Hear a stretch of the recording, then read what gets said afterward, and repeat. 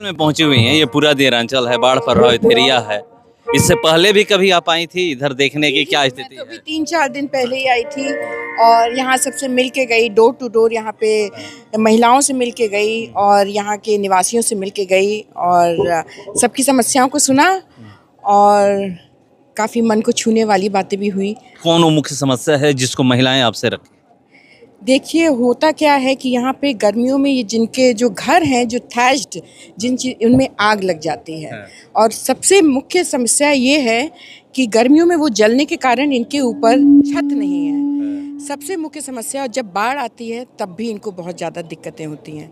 तो मुझे लगता है कि हम लोग बड़ी बड़ी बातें कर रहे हैं, सबसे पहले इन छोटी बातों को, उनके दुख को समझें और फिर उनको समझाएं कि जो हम कर रहे हैं उससे कैसे इस दुख का निवारण हो सकता है। अभी तक ये लोग दुख को नहीं समझे इनका। दुख को तो समझते हैं लेकिन उसका जो तरीका है उस तरीके को वो अभी सही तरीके को अपना नहीं पाए, जो अब हम लोग समझा रहे हैं उनको किस तरीके से कैसे उनका विकास हो सकता है। मानव विकास, ये रोड नली गली का विकास नहीं, उनके बच्चों का विकास, उनके बच्चों की शिक्षा का, रोजगार का, ये चीज़ जब होगी तो उनकी सारी समस्याएं दूर हो जाएंगी। तो ये उम्मीद है कि इस बार इसके लिए ये लोग वोट करेंगे या फिर नली गली सड़क के लिए? नहीं, ये पूरी उम्मीद है कि इस बार इन सब के लिए ही वोट करेंगे, क्योंकि इससे पहले तो इनके पास ये पता ही नहीं था कि ये भी एक विकल्प है। इन सब चीज़ों के लिए भी ये वोट, अभी तक तो वो केवल 500 रुपये भात और उनको 4 किलो अनाज मिल जाए उसके लिए वोट कर रहे थे। अब उन्हें पता है कि यहाँ पे कोई है जो उनकी समस्याओं को समझता है, उनके दुखों को समझता है और उसके लिए कोई सोल्यूशन लेकर आया, तो अब वो उसके लिए वोट करेंगे। एक महिला है और देखा जाता है कि ग्रामीण परिवेश की जो महिला है कुछ ऐसी समस्याएं होती है जो महिला से ही कहना चाहती है और पुरुष से नहीं कह पाती। क्या मेजर समस्या दिखा यहाँ महिलाओं से मिली?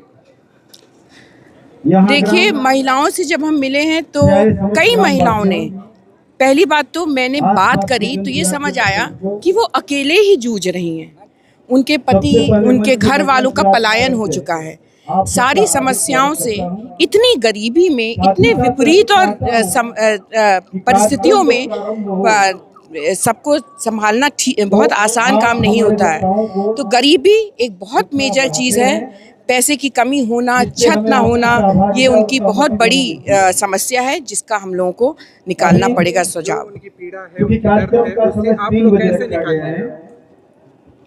देखिए, अगर हम चाहें तो हम कह दें कि उनकी जो पीड़ा है 2,000 रुपये या 2,500 रुपये देने से दूर हो जाएगी, ऐसा नहीं होगा।